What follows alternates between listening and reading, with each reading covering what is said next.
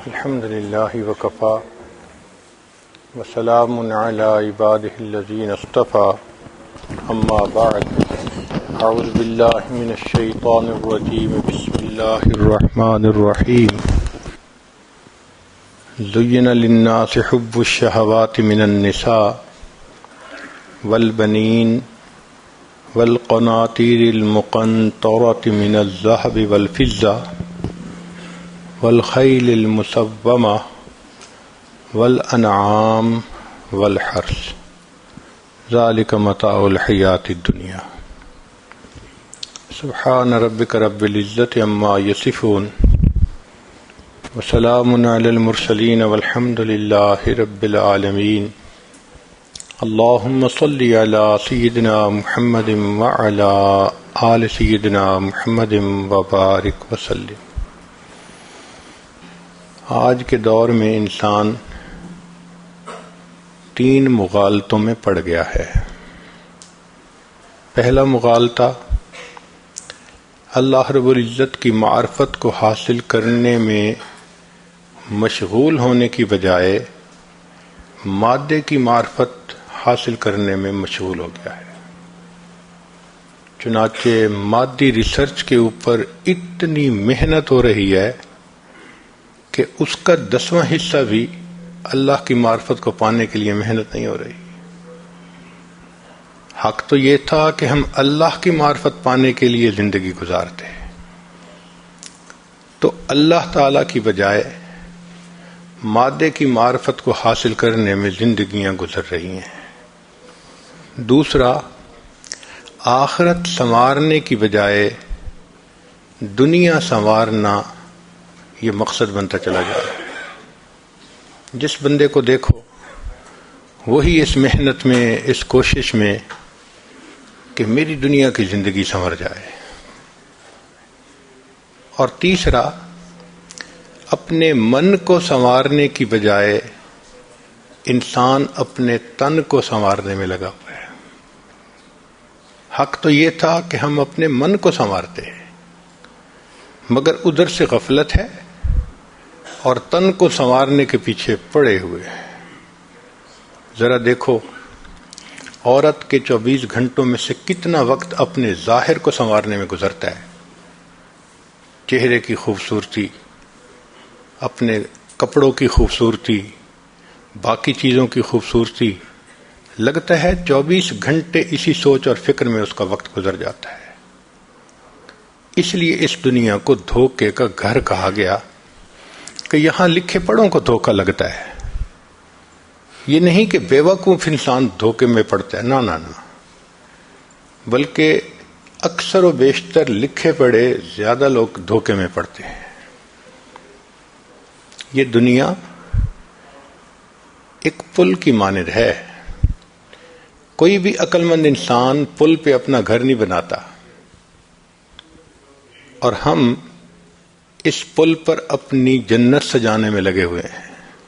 ہر بندہ اس نے ایک سوچ بنا لی ہے، ایسا گھر ہو، اتنی خوبصورت بیوی ہو، ایسے بچے ہوں، میری فیکٹری ایسی ہو، میرا بزنس ایسا ہو، میری گاڑی ایسی ہو۔ ایک خواب ہر بندہ دیکھ لیتا ہے، پھر اس جنت کو سجانے میں وہ 24 گھنٹے لگا رہتا ہے، اپنے ڈریم کو پورا کرنے میں، کہ ڈریم شوڈ کم ٹرو، اس کے پیچھے لگا ہوا ہے۔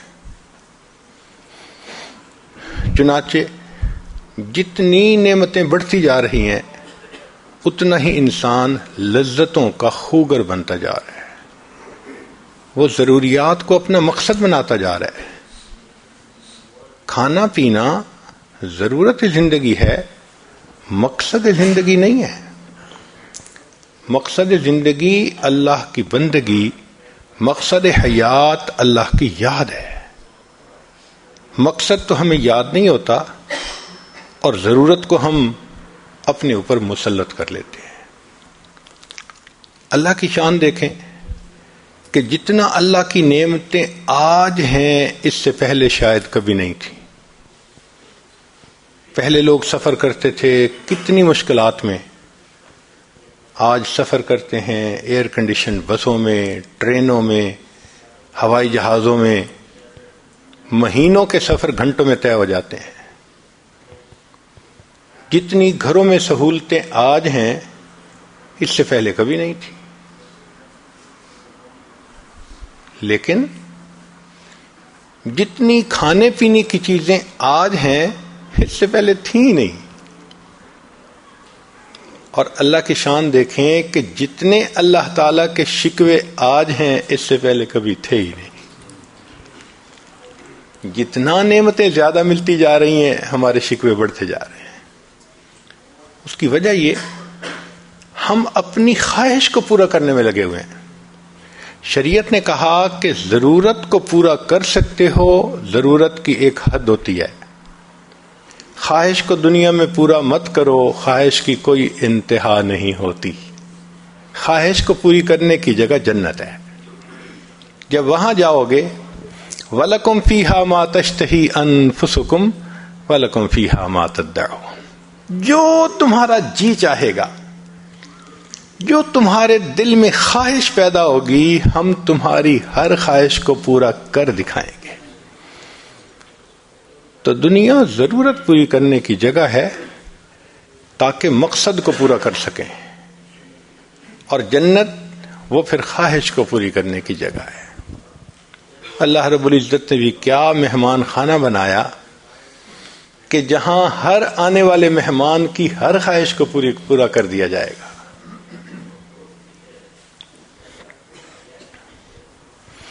آج 3 طرح کی زندگیاں نظر آتی ہیں۔ ایک زندگی اس بندے کی جو نہ دین کو مانتا ہے نہ خدا کو مانتا ہے، یہ کافر کی زندگی ہے۔ اس کی زندگی 100% آخرت سے غافل ہو کے گزر رہی ہے۔ ایک زندگی اس بندے کی جو کلمہ پڑھ کے مسلمان تو بن چکا مگر اس پر خواہشات غالب ہیں، وہ اسلام میں داخل تو ہو چکا مگر 100% اسلام کے مطابق زندگی نہیں گزار پا رہا، اپنی خواہشات پہ بھی عمل کر جاتا ہے، کبھی فجر قضا، کبھی عشاء قضا، کبھی یہ عمل چھوٹا کبھی وہ عمل چھوٹا۔ یہ فسق و فجور کی زندگی ہے۔ ایک تیسری زندگی ہے جس کو مومن کامل کی زندگی کہتے ہیں، یہ بہت تھوڑے لوگ ہیں۔ ہم میں سے اکثریت وہ لوگ ہیں کہ جو اللہ کی رحمت سے کلمہ پڑھ کے مسلمان تو بن چکے لیکن ابھی نفس کے قیدی ہیں، نفس کے گرفتار ہیں۔ کبھی شیطان یہ گناہ کروا دیتا ہے، کبھی وہ گناہ کروا دیتا ہے۔ تو ملی جلی زندگی ہے ہماری۔ نام ہم مسلمان کا اپنے اوپر لے رہے ہیں، الحمدللہ کہ ہم نے کلمہ پڑھا ہے، مگر 100% شریعت کے مطابق زندگی ہماری نہیں ہے۔ مسجد میں نماز پڑھ کے نکلتے ہیں، مسجد کے دروازے سے بد نظری شروع کر دیتے ہیں۔ نماز بھی 5 وقت پڑھتے ہیں، زبان سے جھوٹ بھی بولتے ہیں۔ ہم دین میں وقت بھی لگاتے ہیں، کاروبار میں دھوکہ بھی دیتے ہیں۔ تو کہنے کو مسلمان مگر کام مسلمانوں والے نہیں ہیں۔ یہ ملی جلی زندگی ہے، اور اکثر زندگی آپ کو ایسے ہی ملے گی۔ اکثر مسلمانوں کو آپ دیکھیں وہ اسی طرح کی زندگی گزار رہے ہیں، آدھا تیتر آدھا بٹیر۔ یہ ہماری زندگی کی ایک ترتیب بنی ہوئی ہے۔ چنانچہ سکرین پہ غیر محرم کو دیکھنا معمول بنا ہوا ہے بعض گھروں میں، خبروں کے نام پہ۔ محفلیں ہوتی ہیں شادی بیاہ کی تو مرد اور عورت کی مخلوط محفلیں ہوتی ہیں، پردے کا بھی کوئی خیال نہیں ہوتا۔ تو ہیں بھی مسلمان الحمدللہ، مگر مرضی کی زندگی ہے، شریعت والی زندگی نہیں نظر آتی۔ نتیجہ کیا ہوتا ہے کہ مسلمان ہونے کے باوجود ہم اسلام کی برکتوں سے واقف نہیں ہوتے، ہم اسلام کی برکتوں سے محروم ہوتے ہیں۔ ہمارے ایک چھوٹے بچے نے آئی پیڈ کے اوپر کوڈ لگانا سیکھ لیا، چھوٹی سی عمر تھی، اب اس کا بڑا شوق، جب آئی پیڈ ہاتھ میں آئے روز اس کا کوڈ بدل کے نیا۔ اس کی امی نے اس کو سکھایا کہ دیکھو بچے، ایک ڈیجٹ رکھنا 3 4 5 تاکہ تمہیں پتہ رہے کہ کوڈ کیا ہے۔ اس کو یاد۔ اللہ کی شان، ایک دن جب اس نے کوڈ لگانا تھا تو لگاتے لگاتے درمیان میں کوئی ڈیجٹ بدل گئی۔ اب اس نے آئی پیڈ کو کھولنا چاہا، نہ کھلا۔ والدہ کو کہا آئی پیڈ نہیں کھلتا۔ جب چند دفعہ ٹرائیز کی تو اس نے کہہ دیا کہ اب آپ چند دفعہ صرف اور ٹرائی کر سکتے ہیں ورنہ بند ہو جائے گا۔ ہم نے ایک آئی ٹی اسپیشلسٹ تھے، ان سے ریکویسٹ کی کہ بھئی بچہ رو بھی رہا ہے اور غلطی بھی کر بیٹھا ہے۔ اس نے 2 دفعہ ٹرائی کی تو آئی پیڈ مستقل بند ہو گیا، کھلتا ہی نہیں۔ اب ہمیں پھر دکاندار کے پاس جانا پڑا، اس نے ٹوٹل اس کو ریکنفیگر کیا، سارا ڈیٹا بھی گیا، فلاں بھی گیا، پھر جا کے نیا اس کا کوڈ بنا۔ اس دن بات سمجھ میں آئی کہ دیکھو، ایک ڈیجٹ کا فرق پڑا۔ وہ بچہ بتاتا تھا کہ میں نے 4 کا کوڈ لگایا تھا لیکن اس میں سے ایک ڈیجٹ کوئی اور ہو گئی تھی، نہیں کھلا۔ یوں ہی سمجھیں کہ ہماری زندگی میں اگر گناہوں کے 100 ڈیجٹ ہیں جو تالا بنا ہوا ہے، اب اس میں سے ہم نے 60 ڈیجٹ ٹھیک کر لیے، 70 ٹھیک کر لیے، 80 ٹھیک کر لیے، تالا تو نہیں نہ کھلے گا۔ تالا تو بند ہی ہے جب تک کہ سب کی سب ڈیجٹ ٹھیک نہیں ہوگی۔ شریعت نے کہا کہ جو بندہ 100% گناہوں سے بچے گا، وَلَوْ أَنَّ أَهْلَ الْقُرَىٰ آمَنُوا وَاتَّقَوْا لَفَتَحْنَا عَلَيْهِمْ بَرَكَاتٍ مِّنَ السَّمَاءِ۔ اگر یہ بستی دیسوں والے ایمان لاتے، تقوی اختیار کرتے، ہم آسمان سے برکتوں کے دروازے کھول دیتے۔ اب برکتوں کے دروازوں پر تو گناہوں کا کوڈ لگا ہوا ہے، جب تک ہر گناہ کو نہیں چھوڑیں گے وہ تالا نہیں کھلے گا۔ ہم خوش ہوتے ہیں اور جی ہم نے ظاہر سنت کے مطابق بنا لیا، ہم علم بھی پڑھ رہے ہیں، ہم ذکر بھی کر رہے ہیں، ہم دعوت کا کام بھی کر رہے ہیں۔ جو 1-2 چھپے ہوئے گناہ کرتے ہیں انہوں نے تو تالے کو بند کیا ہوا ہے، ابھی تالا تو نہیں کھلے گا، برکتیں تو نہیں دیکھیں گے۔ ہمیں پتہ ہی نہیں کہ مسلمان کی زندگی میں برکت کیا ہوتی ہے۔ ہاں، 100% گناہ سے توبہ کریں، پھر ہاتھ اٹھیں گے، اللہ تعالیٰ کو ہاتھ رد کرتے ہوئے لحاظ آئے گا، شرم آئے گی۔ مومن کا تو مقام ہی کچھ اور ہوتا ہے۔ تو ملی جلی کی زندگی کی وجہ سے ہم پریشان بھی ہوتے ہیں، کچھ سکون کا بھی وقت گزرتا ہے، اور یہی ہماری زندگی کی ایک ترتیب بنی ہوئی ہے۔ اب 3 منزلیں ہیں اور 3 ان کی رکاوٹیں ہیں۔ 3 منزلیں ہیں، 3 اس کی رکاوٹیں ہیں۔ کیسے رکاوٹیں؟ ایک صاحب حج کے سفر پر گئے، فرسٹ ٹائم جا رہے تھے، کبھی انہوں نے ہوائی جہاز پہ سفر نہیں کیا تھا، اور سیٹ ملی تو آخری فلائٹ میں، لاسٹ فلائٹ جو تھی، اور وہ بھی ان کو اکانومی کلاس کی بجائے فرسٹ کلاس میں ملی، تو انہوں نے سیٹ بنوا لی۔ جب جانا تھا تو قدرتاً دیر ہو گئی، تو بیوی نے کہا چلو کوئی نہیں، آپ نے کھانا یہاں نہیں کھایا، آپ اکیلے جا رہے ہیں تو آپ کو فرسٹ کلاس لاؤنج میں اچھا کھانا ملے گا، وہاں کھا لینا۔ اس نے کہا بہت اچھا۔ اب یہ صاحب فرسٹ کلاس لاؤنج میں پہنچ گئے، صاف ظاہر ہے وہاں تو بہت اچھا کھانا ہوتا ہے، بوفے سسٹم ہوتا ہے۔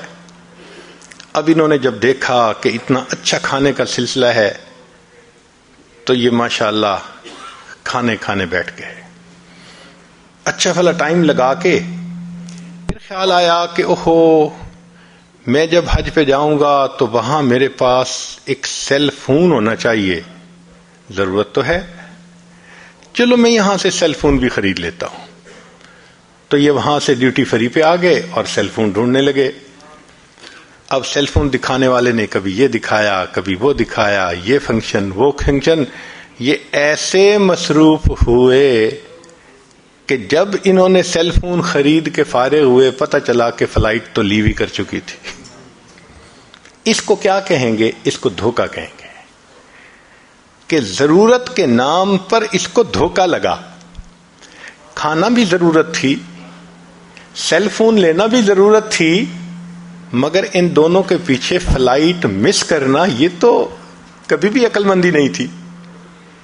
بالکل یہی مثال ہماری زندگی کی ہے.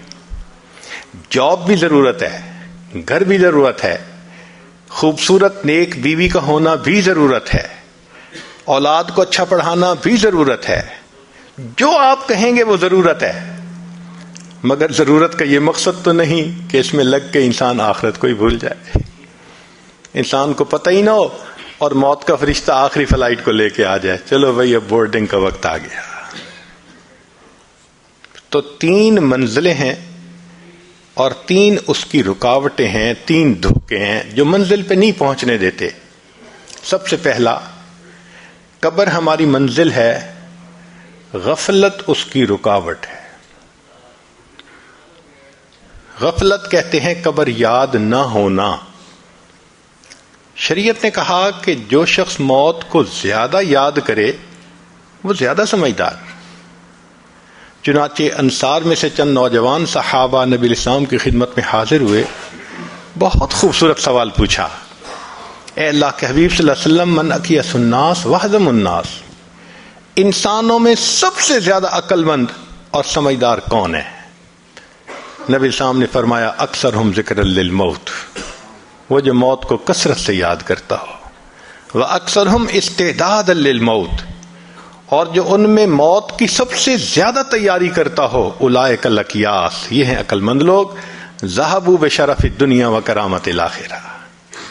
تو نبی علیہ الصلوۃ والسلام نے تو ان کو عقل مند کہا جو موت کو زیادہ یاد رکھیں اور موت کی زیادہ تیاری کریں. نہ موت یاد ہو نہ موت کی تیاری یاد ہو تو وہ تو پھر نگاہ نبوت میں بے وقوف انسان ہے. تو آج سوچیں ہم عقل مند ہیں یا بے وقوف ہیں؟ نبی علیہ السلام نے بے وقوف کس کو کہا؟ حدیث مبارکہ میں ہے الدنیا دار من لا دار لہ ومال من لا مال لہ ولہا یجمع من لا عقل لہ. لسان نبوت سے نکلے ہوئے الفاظ ہیں کہ جو دنیا کو جمع کرنے میں لگا ہوا ہے اس شخص کے اندر عقل کی رتی نہیں ہے. تو آج دیکھو کہ ہماری زندگی کس طرح سے گزر رہی ہے. کہیں موت کا تذکرہ کر دو نا تو عجب سی بات نظر آتی ہے کہ اس نے کون سی انوکھی بات شروع کر دی. حالانکہ صحابہ رضی اللہ عنہم کا مزاج ایسا تھا کہ وہ وقتاً فوقتاً موت کا تذکرہ کرتے رہتے تھے، سنتے رہتے تھے. سیدنا عمر ابن الخطاب رضی اللہ عنہ نے ایک شخص کے ذمہ لگایا تھا آپ میرے ساتھ ساتھ رہنا اور موقع کی مناسبت سے موت کا تذکرہ چھیڑتے رہنا. ایک دن آپ نے اس کو کہا کہ بھئی اب آپ کسی اور قوم پہ لگ جائیں. اس نے کہا کیوں امیر المومنین، اب موت کو یاد کرنے کی ضرورت نہیں ہے؟ تو آپ نے اپنی ریش کی طرف اشارہ کر کے کہا کہ دیکھو اب اس میں جو سفید بال آ گئے یہ مجھے موت کی یاد دلانے کے لیے کافی ہے. عمر لانو نے ایک انگوٹھی بنوائی ہوئی تھی، اس کے اوپر لکھا ہوا تھا کفا بالموت واعظا، اے عمر موت ہی واعظ کافی ہے. تو موت کو یاد کرتے رہتے تھے. جنازہ جا رہا ہے، کسی صاحب نے پوچھا یہ کس کا جنازہ؟ صحابی نے کہا تیرا جنازہ. تو وہ تھوڑا سا ایمبیرسمنٹ فیل کرنے لگے کہ کیا کہا. مان لگے بھائی اگر آپ کو برا لگا تو یہ میرا جنازہ. پھر بات سمجھائی کہ اے بھائی جو فوت ہو چکا اس کی تو موت آ چکی، اب یہ تیری باری ہے یا میری باری ہے، ہمیں اپنے بارے میں سوچنا چاہیے۔ تو اس سے پتہ چلتا ہے کہ نبی علیہ الصلوۃ والسلام نے مزاج ہی ایسا بنا دیا تھا ان کا کہ موت ان کو ہر وقت یاد رہتی تھی۔ جب موت یاد رہے گی، نہ انسان دھوکہ دے گا، نہ کسی کی عزت پہ حملہ کرے گا، نہ انسان کسی کا حق مارے گا، انسان ایک اچھا انسان بن کے زندگی گزارے گا۔ اور جب موت یاد نہیں ہوگی تو پھر انسان کوئی بھی گناہ آسانی سے کر لے گا۔ کب موت آئے گی کوئی نہیں جانتا۔ امام غزالی رحمۃ اللہ علیہ فرماتے تھے، اے دوست تجھے کیا معلوم بازار میں وہ کپڑا پہنچ چکا ہو جسے تیرا کفن بننا ہے۔ اے دوست تجھے کیا معلوم بازار میں وہ کپڑا پہنچ چکا ہو جسے تیرا کفن بننا ہے۔ انسان شادی بیاہ میں مشغول ہوتا ہے اور اس کو نہیں پتا ہوتا کہ قبر تم میں کفن کا کپڑا پہنچ چکا ہوتا ہے۔ اللہ اکبر کبیرہ۔ ایک آدمی کو دشمن نے قتل کیا اور نہر کے اندر ڈال دیا، کئی دن اس کی لاش نہر کے اندر ہی رہی تو پھول گئی، ایسی پھول گئی کہ جب اس کو نکالا گیا تو پتہ نہیں چلتا تھا کہ یہ کون ہے کون نہیں، پہچاننا مشکل تھا۔ یہ بھی پتہ نہیں تھا کہ کس شہر کا ہے۔ چنانچہ پولیس نے کاغذی کارروائی کر کے جو قریب بستی تھی اس کے عالم کو کہا کہ بھائی آخر مسلمان ہے، آپ اس کو نہلا دیں، کفنا دیں اور دفن کر دیں، ہمیں تو اس کے وارث کا کوئی پتہ نہیں۔ لو جی، امام صاحب نے بستی والوں کو کہا کہ لوگوں نہلا تو میں دوں گا، میرے پاس کفن کے پیسے تو نہیں ہیں، تو کفن کے پیسے دو۔ دیہاتی علاقوں میں لوگوں کے پاس کھانے پینے کے لیے چیزیں تو ہوتی ہیں، سپینڈنگ کیپیسٹی نہیں ہوتی، کیش نہیں ہوتا۔ انہوں نے کہا مولانا اعلان کر دو مسجد میں۔ بستی میں اعلان ہوا، لوگوں لاوارث نعش ہے، کفن خریدنا ہے، اس کا چندہ کرو۔ کوئی 5 روپے لایا، کوئی 10 روپے لایا، آدھا گھنٹہ اعلان ہوتا رہا لاوارث نعش، اور پھر جا کے پیسے پورے ہوئے تو اس کو کفن دے کے اس کا جنازہ پڑھا کے اس کو دفن کر دیا گیا۔ پولیس اس کی تفتیش میں تو لگی ہوئی تھی۔ 3 مہینے کے بعد کیس کی حقیقت کھلی تو پتہ چلا کہ وہ ایک علاقے میں ایک پورے گاؤں کا نمبردار تھا اور اس کی 4 مربع زمین تھی جس میں فروٹ کا گارڈن بنا ہوا تھا، کروڑوں پتی تھا، کروڑوں روپیہ اس کے بینک اکاؤنٹ میں تھا، اور اس کے 4 جوان العمر بیٹے تھے۔ 4 بیٹے ہیں، کروڑوں پتی ہے، بینک میں کروڑوں روپیہ ہے، لیکن اس کو کبھی پتہ نہیں تھا جب میں مروں گا میرے کفن کے لیے آدھا گھنٹہ چندہ کیا جائے گا۔ وارث مان نہ کری وارثاں دا، رب بے وارثا کر مارتا ہی۔ فرماتے ہیں کہ اے وارث تو اپنے وارثوں کا مان نہ کرنا، اللہ تعالیٰ کبھی کبھی بندے کو لاوارث کر کے مار دیا کرتے ہیں، کیا پتہ کس حال میں موت آئے۔ ایک شخص 5ویں منزل پہ کوئی کام کر رہا تھا، ونڈو میں پاؤں جو اس کا اکھڑا اور کوئی چیز ٹوٹی تو وہ نیچے سڑک پر آ کر گرا، اور میٹل روڈ تھی، مگر اللہ کی شان، نہ ہڈی ٹوٹی، کوئی فریکچر نہیں ہوا، نہ خون نکلا، ایسے لگتا تھا کسی نے اس کو کیچ کر کے زمین کے اوپر رکھ دیا۔ لوگ بڑے حیران، 5ویں منزل سے گرا، کوئی انجری بھی نہیں ہے، لوگ اس کو مبارکباد دینے لگے۔ تیسرے چوتھے دن اس کے 2 دوست آئے اس کو ملنے کے لیے، اور کہنے لگے کہ تمہیں نئی زندگی ملی ہے، ہمیں مٹھائی کھلاؤ۔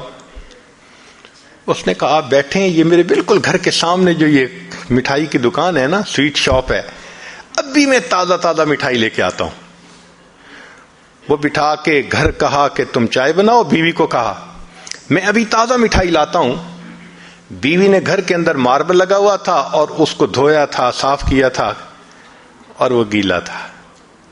خاوند اپنے گھر میں ماربل کے فرش پر چلتا ہوا آ رہا ہے، پاؤں جو پھسلا، سر کے بل گرا، اس کو موت آ گئی۔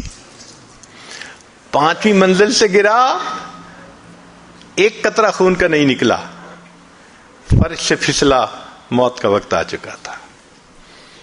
ہمیں کیا پتا کب موت آنی ہے۔ ایک بڑے میاں تھے، 85 سال عمر تھی۔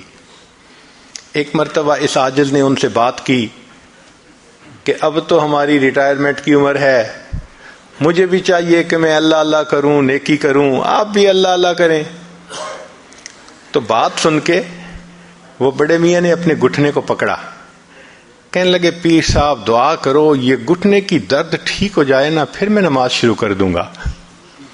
جو 85 سال کی عمر میں گھٹنے کے درد ختم ہونے کا منتظر ہو کہ پھر نماز شروع کروں گا، یہ دھوکہ نہیں تو کیا ہے۔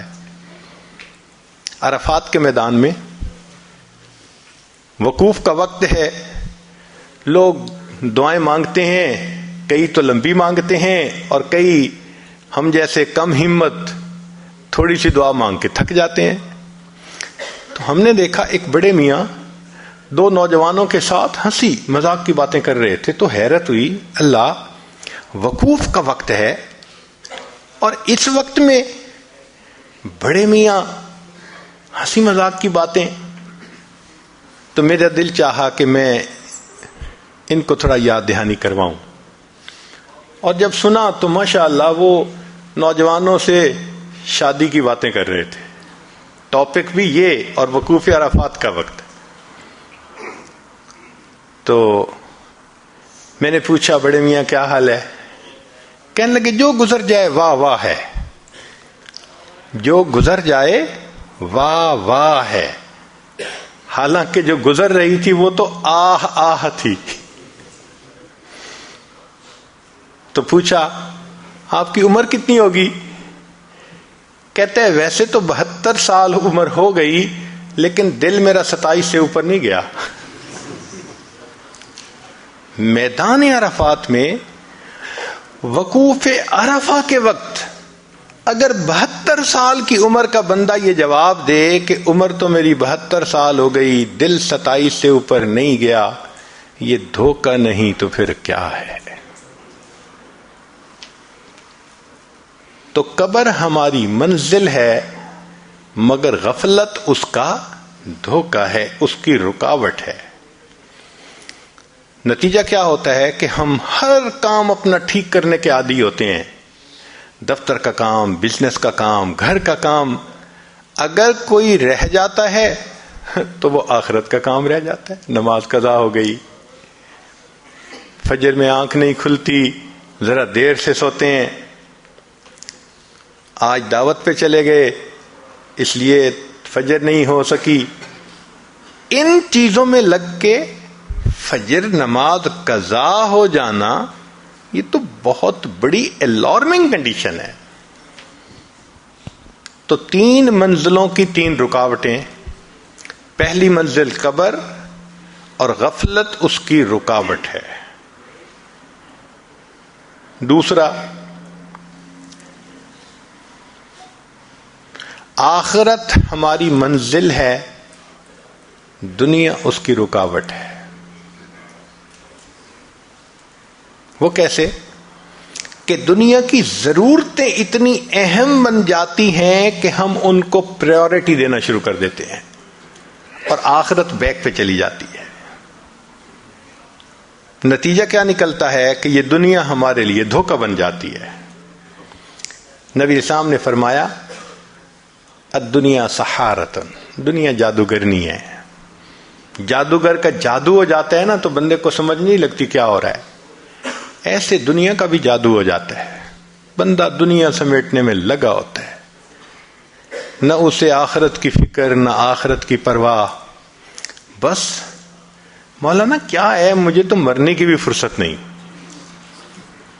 حیرت کی بات ہے، کیسے مرنے کی فرصت نہیں؟ جب موت آئے گی تو پھر کیا آپ اس کو نہ کر سکیں گے؟ کہتے ہیں ایک شخص نے بڑا عالیشان محل بنوایا، پھر اس نے دوستوں کی دعوت رکھی، اور پھر اس نے ایک تخت بنوایا کہ دعوت کے بعد یہاں بیٹھیں گے اور میں ایکسپلین کروں گا لوگوں کو اس کا ڈیزائن کیسے تھا، اس کا آرکیٹیکٹ نے کیسے کام کیا، میں نے ماربل کہاں سے لیا، فرنیچر کہاں سے لیا، شینڈلیئر کہاں سے لیا، میں ان کو ڈیٹیلز بتاؤں گا.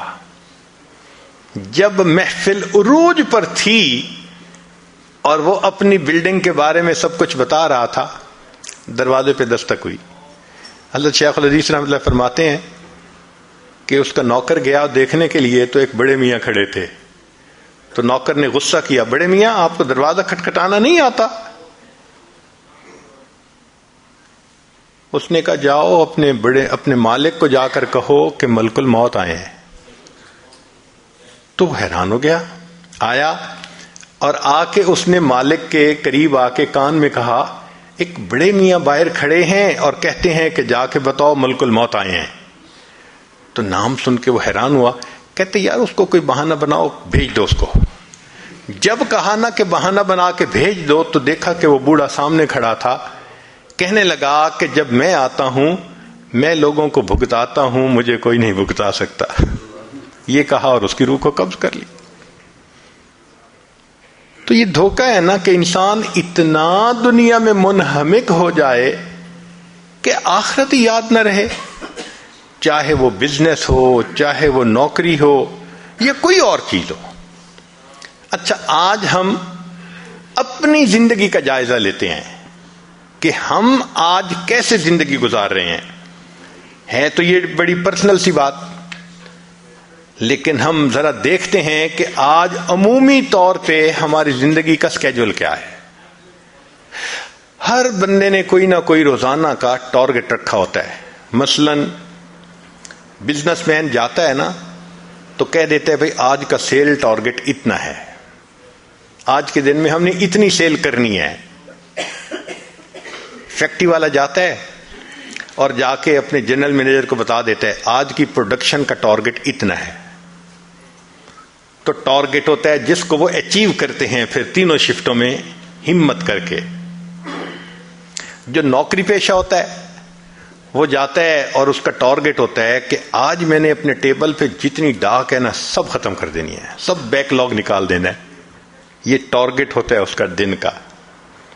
عورت کے گھر ٹارگٹ ہوتا ہے آج میں نے نا گھر کی اچھی سیٹنگ کر دینی ہے، صاف کر دینا ہے. چنانچہ اس کا بھی روزانہ کا ایک ٹارگٹ ہوتا ہے. ہم دن کے 8 گھنٹے 10 گھنٹے دکان میں، بزنس میں، نوکری میں لگا کے پھر گھروں کو واپس آتے ہیں. تو دن کا میجر پارٹ جو شروع کا ہے وہ تو گزر چکا ہوتا ہے. اب ایوننگ شروع ہو گئی. ایوننگ میں دیکھیے پھر ہمارا کیا معاملہ. جو ذرا عمر کے بڑے ہیں وہ خبروں کے نام پہ ٹی وی دیکھیں گے کہ جی ذرا میں نیوز دیکھ رہا ہوں. نوجوان ہیں انٹرنیٹ پہ بیٹھ جائیں گے. انٹر انٹو دی نیٹ، وہ گھر جائیں گے کسی جال میں. عورتیں ہیں فرصت ہوئی تو وہ فون کر رہی ہیں اپنی فرینڈ کو، اپنی بہن کو، اپنے فلاں کو، اور بتا رہی ہیں کہ آج کیا ہوا، خامد نے کیا کہا، بچے نے کیا کیا. اس کے اوپر مصروف. جو چھوٹے چھوٹے بچے ہیں وہ کھیلوں میں مصروف ہو جائیں گے، چاہے وہ فزیکل کھیلیں ورنہ تو آئی پیڈ ہی لے کے بیٹھ جائیں گے. ہم نے بعض بچوں کو دیکھا 4 سے 5 گھنٹے آئی پیڈ پہ بیٹھے رہتے ہیں. یوں ہماری ایوننگ کا ٹائم گزر جاتا ہے. اب رات آتی ہے تو رات کو بعض ملکوں میں تو میاں بیوی کھانا کھا کے سو جاتے ہیں، اور بعض جگہوں پہ دوستوں کی دعوت ہوتی ہے، ڈائن آؤٹ کرنے کا شوق ہوتا ہے. آج ادھر کھانا کھائیں گے، کل ادھر کھانا کھائیں گے. کبھی خود کھانا کھانے جا رہے ہیں رشتہ داروں کے گھر، کبھی رشتہ دار ان کے گھر کھانا کھا رہے ہیں، نتیجہ کیا ہوتا ہے؟ آدھی رات گزر جاتی ہے۔ اب آدھی رات گزر گئی تو تھک ہار کے سوئے، فجر میں آنکھ ہی نہیں کھلتی، پھر اٹھے اور پھر ناشتہ کیا اور بھاگم بھاگ پھر وہی روٹین۔ پوچھنے کا سوال یہ ہے کہ پروڈکشن ٹارگٹ بھی تھا، سیل ٹارگٹ بھی تھا، ڈاک نکالنے کا بھی ٹارگٹ تھا، عورت نے گھر کو صاف رکھنا یہ بھی ٹارگٹ تھا۔ ان 24 گھنٹوں میں کوئی ہمارا عبادت کا بھی ٹارگٹ تھا؟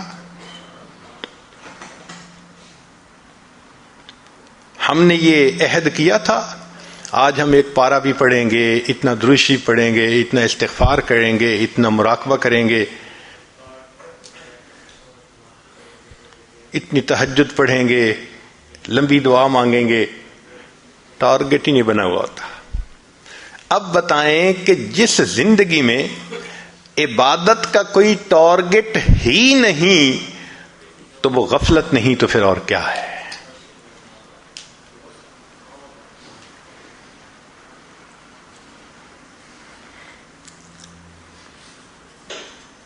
ایک بزرگ فرمایا کرتے تھے، اے دوست، جتنا دنیا میں رہنا ہے اتنا دنیا کے لیے کوشش کر لے، جتنا آخرت میں رہنا ہے اتنا آخرت کے لیے کوشش کر لے۔ بھئی ہماری محنت پروپورشنل ہونی چاہیے نا۔ دنیا میں تو رہنا ہے 150 سال، آخرت میں رہنا ہے ہمیشہ ہمیشہ، لیکن ہم دنیا کے لیے ٹائم کتنا سپینڈ کرتے ہیں اور آخرت کے لیے کتنا کرتے ہیں؟ کوئی آپس میں پرپورشن ہی نظر نہیں آتا۔ امام غزالی رحمۃ اللہ نے لکھا ہے، زمین و آسمان کے درمیان جتنی جگہ ہے، سپیس ہے، ٹوٹل رائی کے دانوں سے بھر جائے اور ایک پرندہ ایک دانہ کھائے، 1000 سال کے بعد دوسرا دانہ کھائے، پھر 1000 سال کے بعد تیسرا دانہ کھائے، ایک وقت آئے گا زمین و آسمان کے درمیان کا یہ سارے گندم کے دانے ختم ہو جائیں گے، آخرت کی زندگی کبھی ختم نہیں ہے۔ اتنا ہم نے آخرت میں رہنا ہے اور وہاں کی تیاری کی فرصت نہیں ہے۔ اور جہاں 150 سال رہنے، وہ اچھی زندگی گزارنے کا خواب ہمارے دماغوں پہ مسلط ہو چکا ہے۔ ساری عمر کما کے ہم ایک گھر مشکل سے خریدتے ہیں، اور آخرت کتنے آرام سے ہم بنا سکتے ہیں۔ چلیں آج آپ سے کیلکولیشنیں کرواتے ہیں، تھوڑی سی انجینئرنگ ہو جائے۔ آج نبی علیہ الصلوۃ والسلام نے فرمایا کہ جو شخص ایک مرتبہ سبحان اللہ کہتا ہے، اللہ تعالیٰ جنت میں ایک درخت لگا دیتے ہیں، اتنا بڑا درخت کہ عربی نسل کا گھوڑا اگر 70 سال تک دوڑتا رہے تب بھی سایہ ختم نہ ہو۔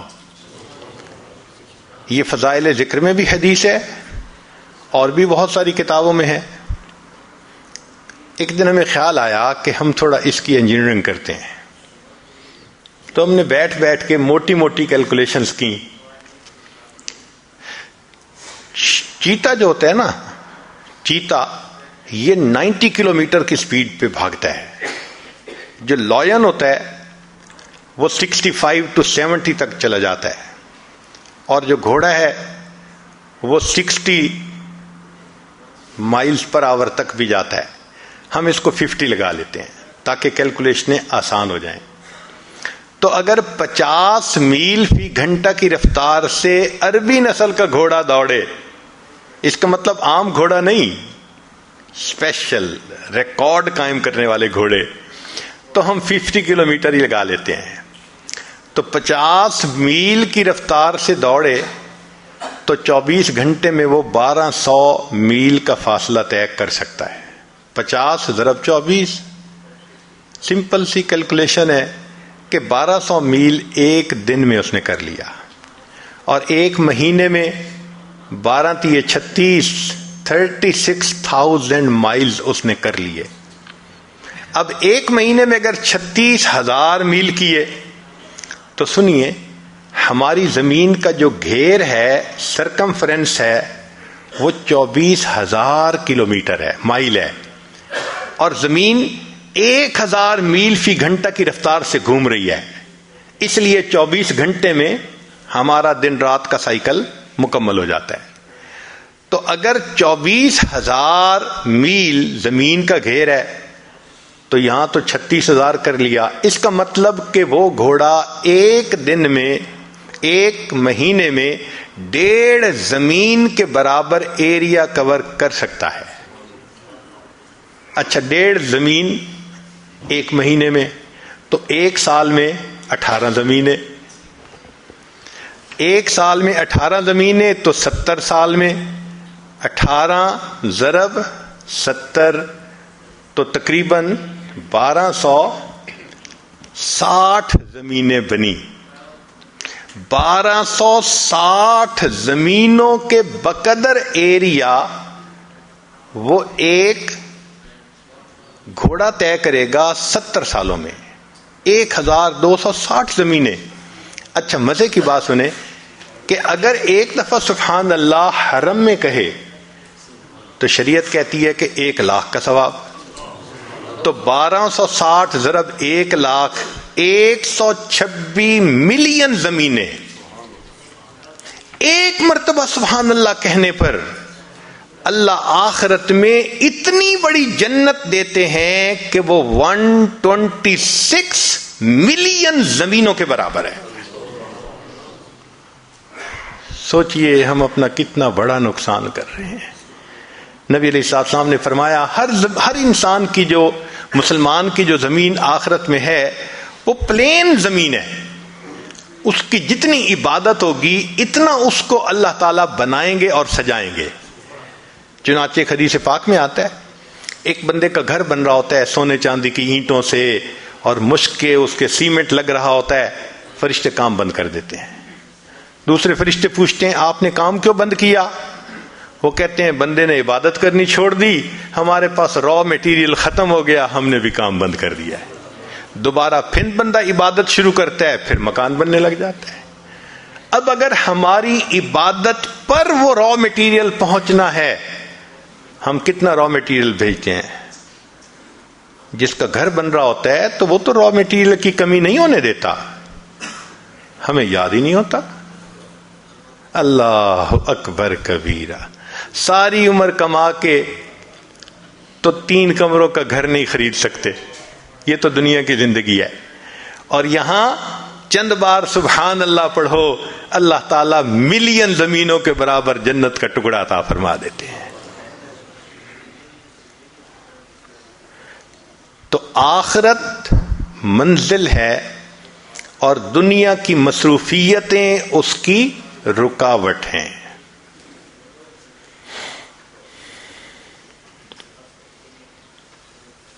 ہمارے مشائخ نے کہا, بات ذرا پتے کی ہے, امید ہے کہ آپ اس کو یاد رکھیں گے.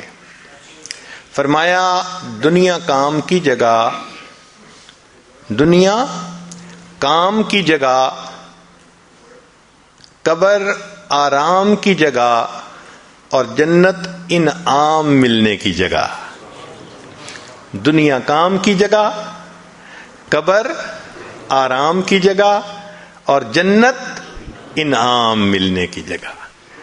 جو بچہ محنت کرتا ہے اسی کو انعام ملتا ہے. ہم دنیا میں محنت کریں گے آخرت کی تو پھر آخرت میں انعام پائیں گے. اور اگر دنیا ہی میں ہم نے دل لگائے رکھا اور آخرت یاد ہی نہ رہی اور دنیا کی محبت لے کے چلے گئے تو پھر پتہ ہے آخرت میں ہوگا کیا. مشائخ نے لکھا ہے اللہ تعالیٰ قیامت کے دن دنیا کو ایک بوڑھی عورت کی شکل میں کھڑا کریں گے, بہت کبھی صورت ہوگی, اور پھر فرمائیں گے کہ جب سے میں نے تمہیں پیدا کیا میں نے تمہیں کبھی رحمت کی نظر سے نہیں دیکھا, ایک مرتبہ بھی نہیں دیکھا. میں اب بھی تمہاری طرف نہیں دیکھنا چاہتا, اس کو لے جاؤ جہنم میں. جب اس بڑھیا کو گھسیٹ کے جہنم میں لے جانے لگیں گے فرشتے تو وہ بڑھیا اس وقت کہے گی اللہ ایک میری فریاد ہے. پوچھا جائے گا کیا؟ اللہ آپ کے محبوب صلی اللہ علیہ وسلم نے کہا تھا المرء مع من احب، بندہ اسی کے ساتھ ہوگا جس سے اس کو محبت ہوگی. اے اللہ میرے بھی تو چاہنے والے دنیا میں بہت تھے. اللہ اعلان کروا دیں گے تھے جو دنیا سے محبت کرنے والے تھے سب اس کے ساتھ ملا کر جہنم میں ڈال دیا جائے.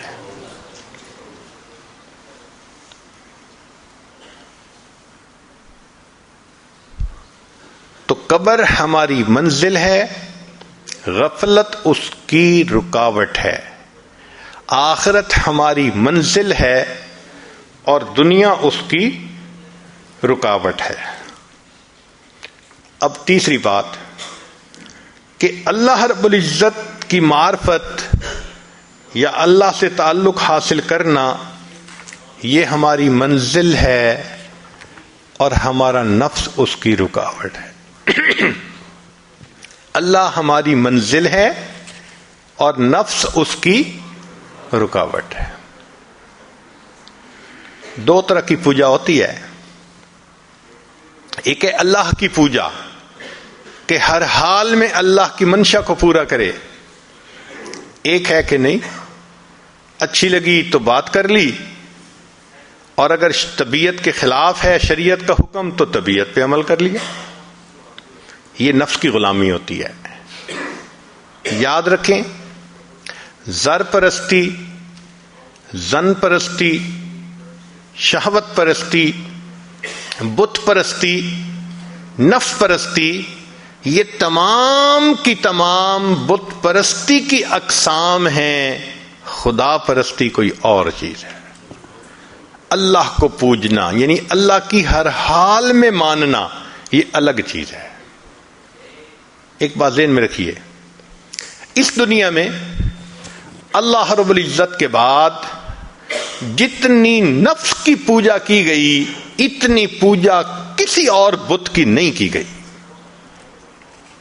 انسان نے سب سے زیادہ اپنے نفس کو پوجا ہے اللہ کے بعد. قرآن مجید میں فرمایا افرأیت من اتخذ الہہ ہوا، کیا دیکھا آپ نے اسے جس نے اپنی خواہشات کو اپنا معبود بنا لیا. تو قرآن پاک سے ثابت ہو رہا ہے کہ انسان اپنے خواہشات کی پوجا شروع کر دیتا ہے. وہ خدا کا پجاری نہیں رہتا، وہ نفس کا پجاری ہوتا ہے. ہمیں فیصلہ کرنا ہے کہ ہم کس کے پجاری ہیں. اگر ہم بد نظری کرتے ہیں ہم حکم خدا کو چھوڑ کر نفس کی مانتے ہیں. اگر انٹرنیٹ پہ بیٹھ کے غیر عورتوں کو دیکھتے ہیں ہم اللہ کی نہیں مانتے، ہم نفس کی مانتے ہیں. اگر ہم موقع آنے پہ جھوٹ بول دیتے ہیں خدا کی نہیں مانتے، نفس کی مانتے ہیں. اگر ہم اپنے مسلمان بھائی کو دھوکہ دے دیتے ہیں ہم خدا کی نہیں مان رہے، ہم نفس کی مانتے ہیں. تو ہمارا معبود پھر خدا نہ رہا، ہمارا معبود تو نفس بن گیا. گو زبان سے ہم کہیں کہ اللہ ہمارا معبود ہے مگر اللہ کے دفتروں میں تو ہم نفس کے پجاری ہیں. دیکھنا تو یہ ہے کہ اللہ کے دفتر میں کیا لکھا گیا. چنانچہ بازید بستامی رحمۃ اللہ فرماتے ہیں کہ میں نے خواب میں اللہ تعالیٰ کا دیدار کیا تو میں نے کہا اے اللہ میں آپ تک آنا چاہتا ہوں. فرمایا دع نفسک وتعال، اچھا اپنے نفس کو چھوڑ دو تم میرے تک پہنچ جاؤ گے. تو بازید بستامی رحمۃ اللہ کہا کرتے تھے جنت 2 قدم ہے، جنت 2 قدم ہے. اپنی محفل میں فرماتے تھے جنت 2 قدم ہے. کسی نے کہا حضرت کیا مانا جنت 2 قدم ہے؟ فرمایا دوست پہلا قدم اپنے نفس پہ رکھ لے تیرا دوسرا قدم جنت پہنچے گا. تو ہمیں اپنی نفس کی خواہشات کو توڑنا ہے جو شریعت کے خلاف ہے. جب تک ان خواہشات کو نہیں توڑیں گے اس وقت تک ہم اللہ کے فرما برداروں میں شامل نہیں ہو سکیں گے. چنانچہ آج کے دور میں غیر محرم کا فتنہ یہ تمام فتنوں سے بڑھ گیا ہے، ٹاپ پہ ہے. عورت کے دل میں شیطان ڈالتا ہے کہ بن سنور کے نکلو.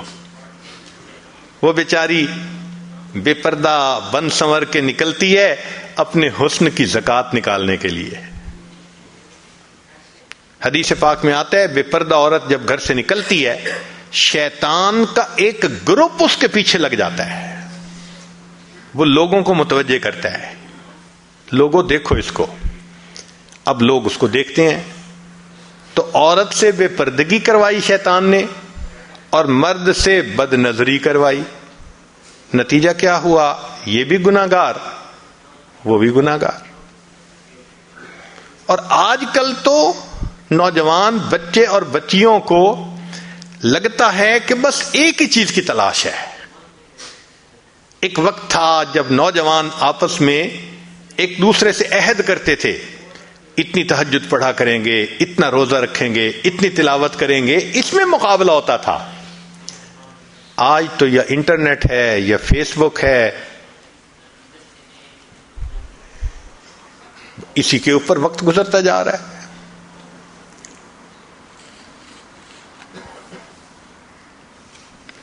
نتیجہ یہ ہے کہ آج ہر انسان اپنی خواہش کو پوری کرنے میں لگا ہے الا ماشاء اللہ.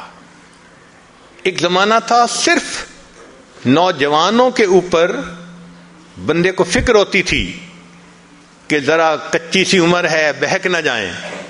آج تو بوڑھوں کا پتہ نہیں ہے. ایک نوجوان میرے پاس آیا, اس کی عمر 18 سال تھی, زاروں قطار رونے لگا.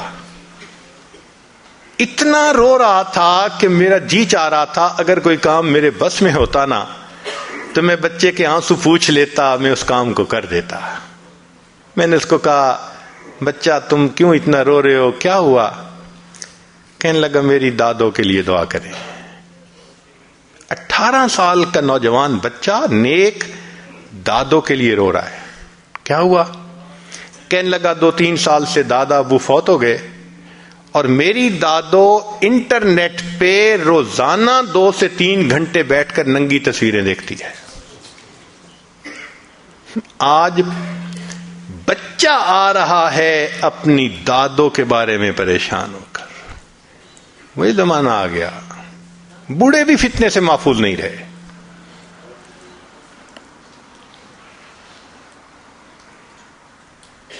تو اللہ رب العزت ہماری منزل ہے اور اس کی رکاوٹ نفس ہے.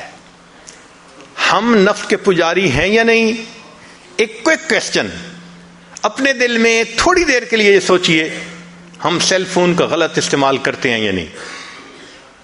ہم انٹرنیٹ کا غلط استعمال کرتے ہیں یا نہیں؟ اسی وقت ہمارا من جواب دے دے گا تم پکی بات ہے تم نفس کے غلام ہو. اگر غیر محرم کے میسیجز کا انتظار,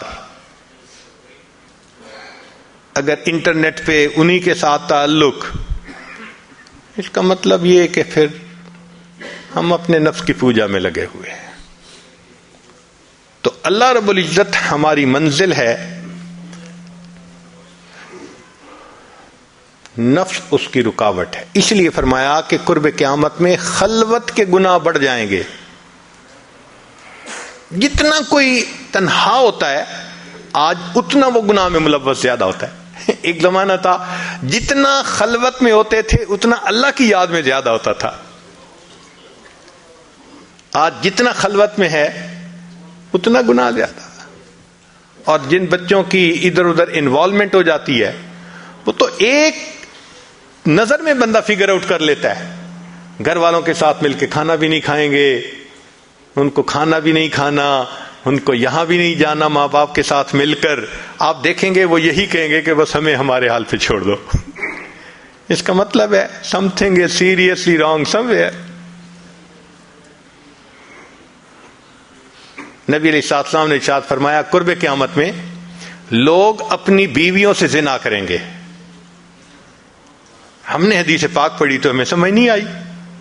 ہم نے اپنے استاد سے پوچھا کہ استاد جی یہ کیا معنی ہے کہ اپنی بیویوں سے زنا کریں گے؟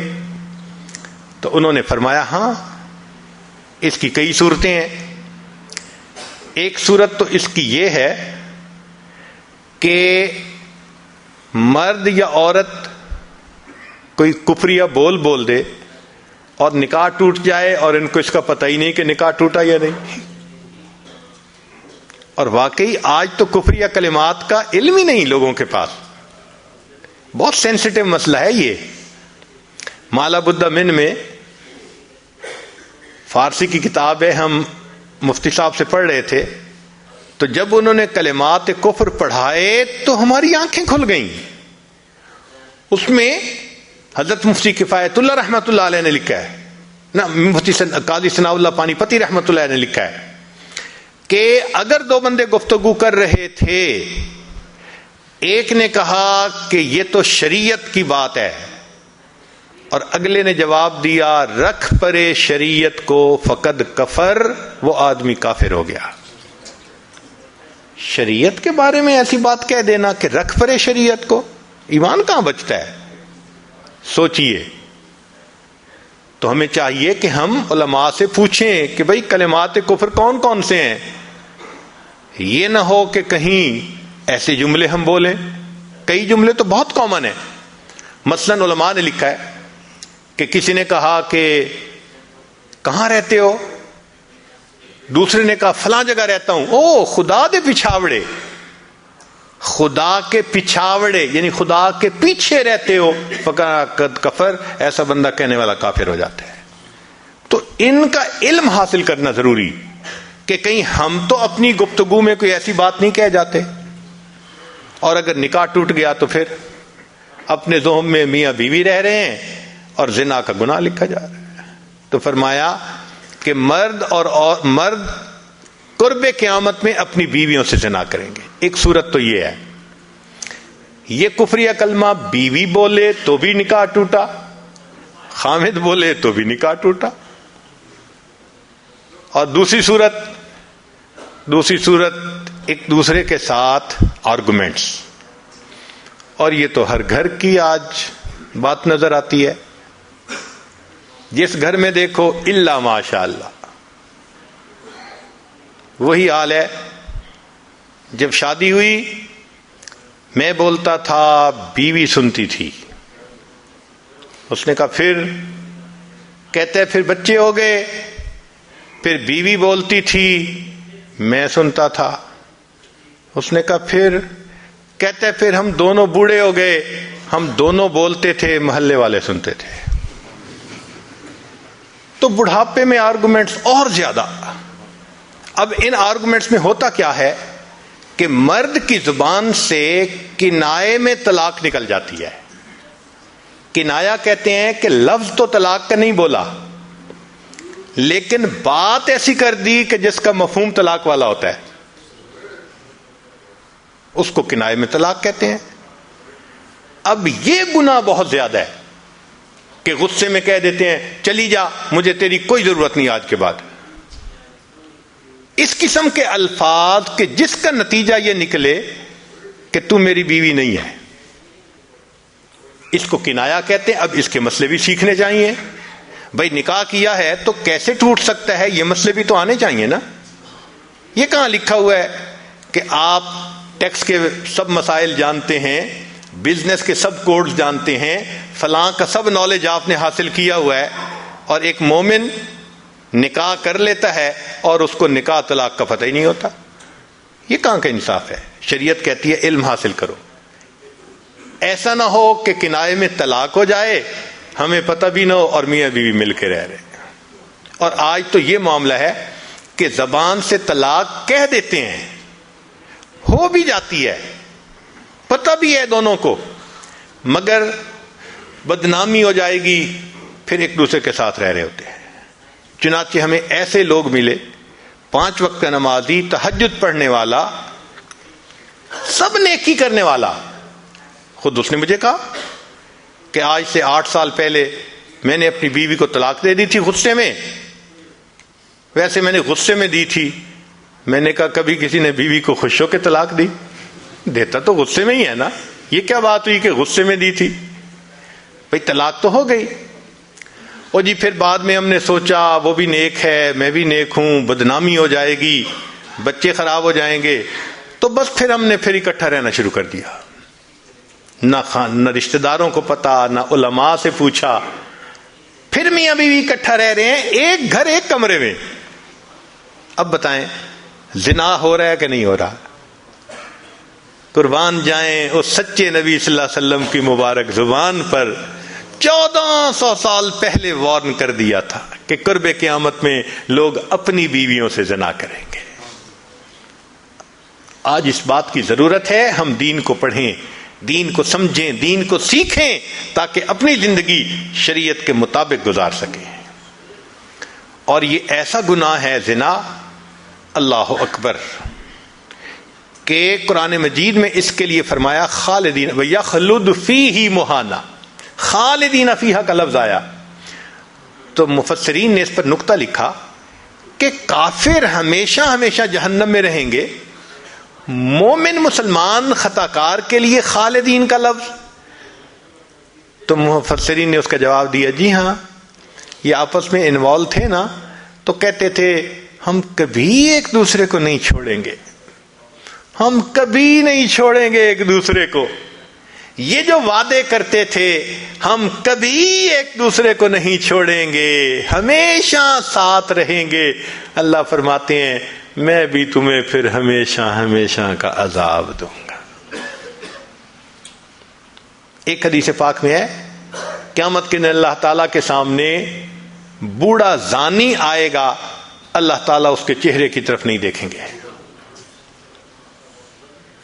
ایک روایت میں ہے قیامت کے دن بے پردہ جو ننگے سر پھرنے والی عورت ہوگی وہ اللہ کے سامنے کھڑی کی جائے گی، اللہ تعالیٰ اس کی طرف نہیں دیکھیں گے. یہ وہ گناہ ہے کہ اللہ تعالیٰ کی رحمت کی نظر ہی قیامت کے دن نہیں پڑے گی. آج اس سے بچنے کی ضرورت ہے. چنانچہ بات لمبی ہو گئی، میں اس کو مکمل کرتا ہوں کہ اللہ رب العزت سے ہم دعا مانگیں کہ اللہ تعالیٰ ہمیں مقصد زندگی کو سمجھنے کی توفیق عطا فرمائے. اب ساری بات کا لب لباب ایک بزرگ کی بات بہت اچھی یاد کیجئے. فرماتے تھے کہ اے دوست تو اللہ کی اتنی عبادت کر جتنا کہ تو اس کا محتاج ہے. ہم اللہ کے کتنے محتاج ہیں؟ ہر کام میں محتاج ہیں. تو فرماتے تھے کہ تم اللہ کی اتنی عبادت کرو کہ جتنا تم اس کے محتاج ہو. اور دوسری بات کہی اتنا گناہ کرو جتنا عذاب سہنے کی تم میں طاقت ہے. ہم تو دھوپ کی گرمی برداشت نہیں کر سکتے، اللہ تیرے جہنم کی گرمی کہاں برداشت کر سکیں گے. تو آج کی مجلس میں ہم اپنے گناہوں سے توبہ کر کے ایک نئی ایمانی اسلامی قرآنی زندگی بسر کرنے کا ارادہ کریں. وآخر دعوانا ان الحمد للہ رب العالمین. یہ آج اس توبہ کے کلمات پڑھائے گا. دل میں یہ نیت کر لیجئے ہم پچھلے سب گناہوں سے توبہ کر رہے ہیں، آئندہ نیکوکاری کی زندگی گزارنے کا ارادہ کر رہے ہیں. جو احباب بیعت ہونا چاہتے ہیں وہ ساتھ بیعت کی بھی نیت کر لیں. اگر عورتیں دور آواز سن رہی ہیں تو وہ بھی ان کلمات کو پڑھ کے اس عمل میں شریک ہو سکتی ہیں. الحمدللہ وکفا وسلام علی عبادہ الذین اصطفی. اما بعد، یہ کلمات سچے دل کے ساتھ پڑھیے. بسم اللہ الرحمن الرحیم. لا الہ الا اللہ محمد الرسول اللہ. آمنت باللہ وملائکتہ وکتبہ ورسلہ والیوم الآخر والقدر خیرہ وشرہ من اللہ تعالی والبعث بعد الموت. آمنت باللہ کما ہوا باسمائہ وصفاتہ وقبلت جمیع احکامہ اقرار باللسان وتصدیق بالقلب. اشہد ان لا الہ الا اللہ واشہد ان محمدً عبدہ ورسولہ. استغفر اللہ ربی من کل ذنب واتوب الیہ برحمتک یا ارحم الراحمین۔ ان کلمات کو پڑھنے سے تو وطائف ہو چکے ہیں، چند معمولات ہیں، اگر باقاعدگی سے کریں گے تو اللہ تعالیٰ دل کو منور کریں گے۔ 100 مرتبہ استغفار پڑھنا صبح و شام، 100 مرتبہ درود شریف پڑھنا، روزانہ قرآن مجید کی تلاوت کرنا، چلتے پھرتے لیٹے بیٹھے دل میں اللہ کو یاد کرنا، اور روزانہ ذکر قلبی یعنی مراقبہ کرنا۔ ان کو پابندی سے کریں، انشاءاللہ دل میں اللہ تعالیٰ کی محبت بڑھے گی۔ وقت کم ہے، دعا سے پہلے ہم صرف چند منٹ کے لیے اپنے دل میں اللہ کو یاد کر لیں۔ آنکھوں کو بند کر لیجئے، سر کو جھکا لیجئے، دنیا اور جو کچھ دنیا میں ہے اس سے ہٹ کٹ کے اللہ رب العزت کی یاد میں ڈوب جائیے۔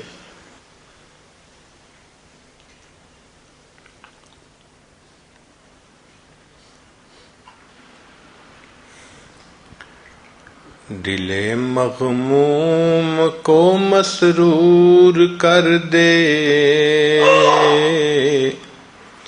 دل بے نور کو پر نور کر دے، فروزاں دل میں شمع طور کر دے، یہ گوشہ نور سے معمور کر دے، ہے میری گھات میں خود نفس میرا، خدایا اس کو بے مقدور کر دے، میرا ظاہر سنور جائے الہی، میرے باطن کی ظلمت دور کر دے، مئے وحدت پلا مخمور کر دے، محبت کے نشے میں چور کر دے، میرا ظاہر سنور جائے الہی، میرے باطن کی ظلمت دور کر دے، مئے وحدت پلا مخمور کر دے،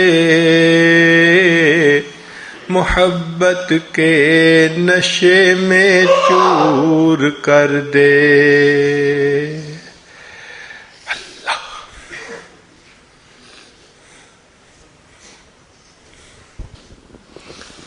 لا الہ الا اللہ محمد رسول اللہ۔ دعا کیجئے، سبحان ربی العلی الوہاب، اللہم صلی علی سیدنا محمد وعلی آل سیدنا محمد وبارک وسلم۔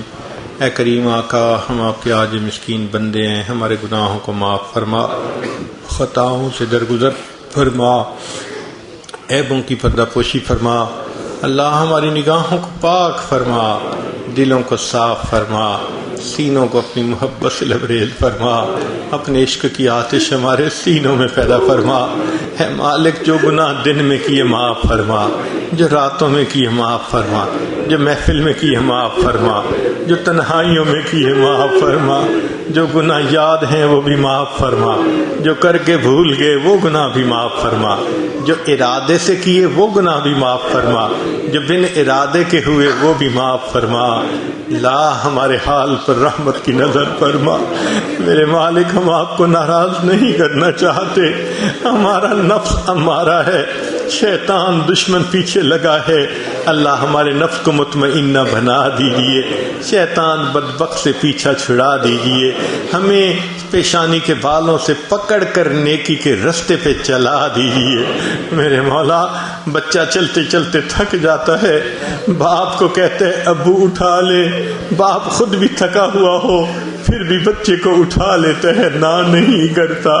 میرے مولا ہم اپنے نفس سے لڑتے لڑتے تھک گئے، اللہ آپ کی مدد چاہیے، اے اللہ رحمت فرما دیجئے، اے اللہ رحمت کر دیجئے، اے اللہ ہمارے نفس کو مطمئن بنا دیجئے، میرے مولا ہماری توبہ قبول فرما دیجئے، اے اللہ ہمیں نیکی کی زندگی عطا فرما دیجئے، اللہ مقامی دوستوں نے جس محبت کے ساتھ بلایا اس کے بدلے ان کو اپنی سچی محبت نصیب فرما، اے اللہ جو بھی پریشانیاں ہیں اپنی رحمت سے دور فرما، بے اولادوں کو نیک اولاد عطا فرما، جو صاحب اولاد ان کی اولادوں کو نیکوکار بنا، فرما بردار بنا، ماں باپ کی آنکھوں کی ٹھنڈک بنا، جن گھروں میں جوان بچے بچیاں موجود ہیں اللہ ان بچوں کے مستقبل کو روشن فرما، ماں باپ کے لیے فرض ادا کرنے آسان فرما، ہماری ان دعاؤں کو اپنی رحمت سے قبول فرما، اللہ بار بار اپنے گھر کا دیدار عطا فرما،